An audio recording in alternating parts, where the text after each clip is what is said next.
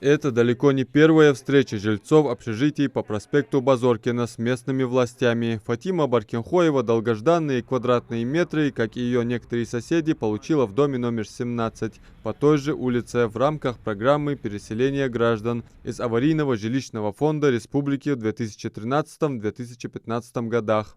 Общежитие, да, кто? 20-й дом. Квартира Хайцаева, однокомнатный, на однокомнатную.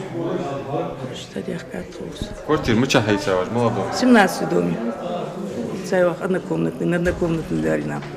У нас в 20-м доме квартира, и Урс Ханс, что очень болбыш был.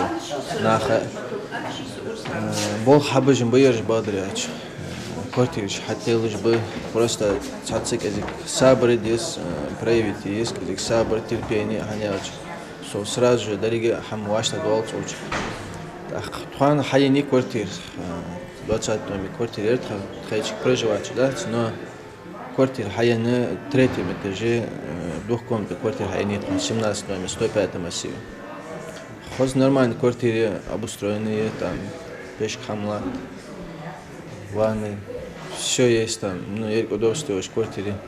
По этой же программе жильцов 20-го и 38-го общежитий по проспекту Базоркина и 3-го дома по улице Новая переселяют в 17-й по проспекту Базоркина. Новоселье справят и жители 2-го дома по улице Московской, которые должны переехать в 6-й. С администрацией в этом вопросе у квартирантов хоть и налажен контакт, есть те, кто не согласен с переездом. У нас по 2 общежитиям уже подписано 83 договора. Это те люди, которые согласились с тем жильем, которое им предлагалось, или уже переехали, или уже согласны с этим жильем.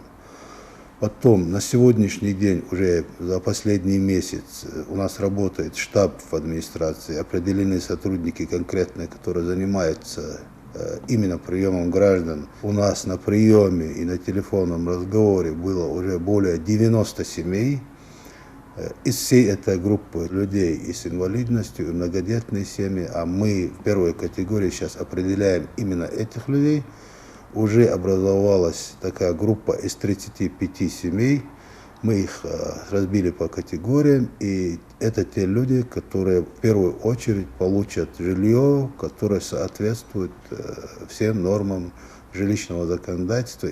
Как отмечают в администрации города, с марта по этому вопросу здесь принято более 90 человек. Жильцам в случае их согласия показывают предоставляемое жилье, а также разъясняют порядок переселения. В настоящее время на рассмотрении находится 7 квартир. Сейчас понимание с людьми найдено, люди активно сюда приходят, приносят документы, ознакомливаем и мы с нашими предложениями. Они говорят, что им предлагалось раньше. Поэтому мы каждую ситуацию будем рассматривать, каждую ситуацию, с каждым жителем.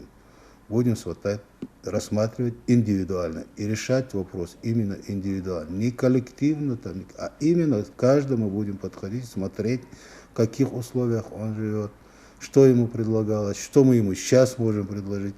Вот именно с каждым человеком будем работать. Я бы не хотел, чтобы мы определяли сроки конкретные там, но я надеюсь, что результат, мы добьемся результата в ближайшие несколько месяцев.